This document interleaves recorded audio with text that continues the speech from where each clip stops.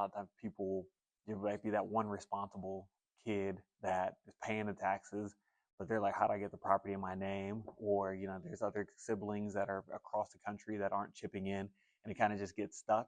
And then that next generation, maybe they move in, but they haven't changed title. And so you have property still in the great grandparents' name, and you got some people living there, but they can't sell it. They can't get access to different funding, whether it's home repair relief, a lot of different assets, a lot of different benefits from home ownership that they can't access because the property was never transferred.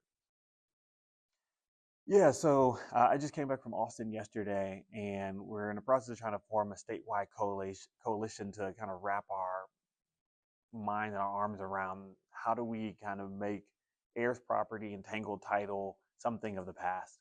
And one of the big briefs that came out prior to this meeting was kind of setting up these really correlations between who gets affected most by the negative impacts of heirs property. Specifically, there was a brief up in the Dallas area, Tarrant County, and you saw upwards of 4 times more instances of heirs property in very specific neighborhoods that were predominantly black and brown. And you saw, so with that, it was lower median household income, lower house value, almost 30 times, if I'm not mistaken, tax foreclosure rate. So just seeing the association of different areas of town and who exactly gets impacted by this most. And so much of it, when you look at it holistically, not only are you have families that are losing out on their assets, but then it's like that neighborhood now has an abandoned property. So there's a blight, there's a safety issue there, right? So we have issues right now, whether it's with squatting or again, just unsafe neighborhoods and trash and all that stuff. That happens in properties that typically don't transfer correctly and how they're supposed to. So all of this stuff affects the neighborhood, affects the family. So we have to figure out how to be able to get to the point that we're receiving these assets and transferring them correctly. Yeah, I think it's just important to see somebody in the courts when you're trying to figure out how to navigate the process. So in this instance, so there are 2 judges, and not that all the judges don't do a good job, but 2 of the judges that are in that position that are minorities have been very intentional about being in the community and trying to explain what probate is and that probate process.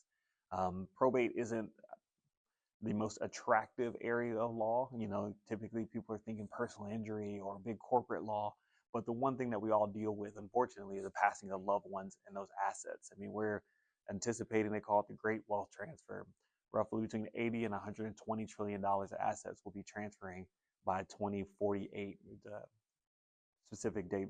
And so as these older generations are passing down assets, like, are we ready to receive? As much as we talk about generational wealth and wanting to look forward and have, our kids and our friends and families have it better than we had it. Like, we work so hard, and it's like, kind of, for what? What's the plan? And so I think now that we're taking manageable and tangible steps towards being able to make as many people able to receive the really the fruits of the labor of our elders. The information's important, specifically because of the socioeconomic climate, because real estate is an asset. It's a great asset, and it's something that people may not always understand the nuances as far as the legal factors involved with titles and inheriting property. I've witnessed it so many times. I've been in the real estate sector for over 14 years. I've witnessed it so many times. Intergenerational inheritances, or correct me if I'm wrong, but those types of transactions kind of go awry because of lack of education, lack of resources, lack of finances, lack of proper representation legally.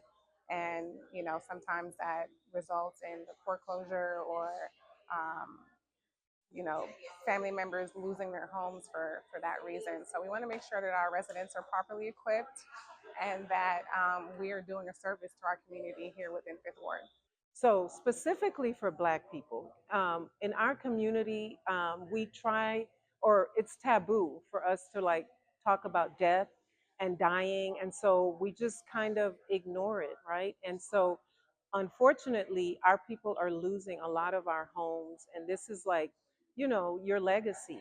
Your grandmother worked hard to build this house, and and didn't leave her affairs in order, and then taxes aren't getting paid. And sadly, our neighborhoods are getting gentrified. You know, people from other communities are coming in, and they are, your properties getting foreclosed, and they're taking over the properties, and we're losing all that hard work that has come down from generation to generation. So that's why I think it's extremely important for, especially for Black people. Don't know or things that we think we do know stop us from simply having a conversation. And that's where it all starts. Talk to your loved ones and family members about your wishes. Do you want to be buried? Do you want to be cremated? Do you have funeral plans already arranged? What do you want to do with your home? So these are the questions that dreadedly we avoid because the conversation of death spooks us. But that is the main takeaway that I ask the audience gets, is to please start having a conversation with your loved ones. Recently, a couple of years ago, my mom deceased, and the information that we received at another community service at the church provided us legal and will services. And if it wasn't for them, I would not have been prepared for her death, to talk about death of deed restrictions, to make the transition easier for me with wills and trust, as our last one was done in 1983. So with that information, now that I have a spouse and I'm married, I need to be able to provide the information correctly and to make sure that I have the information I need to pass on to the next generation.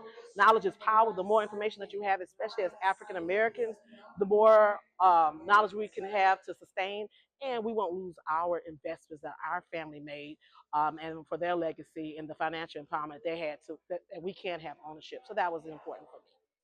I mean, it's estimated nationwide through 2040 that there's going to be between 80 and 120 $20 trillion worth of assets that will be passed from the silent generation and baby boomers down to millennials and younger generations. Because there's so much wealth that's going to be transferred, and we've lost out on so much of that over the years, this is our chance to make sure that we're prepared for that and that we're also making sure that we're protecting our communities.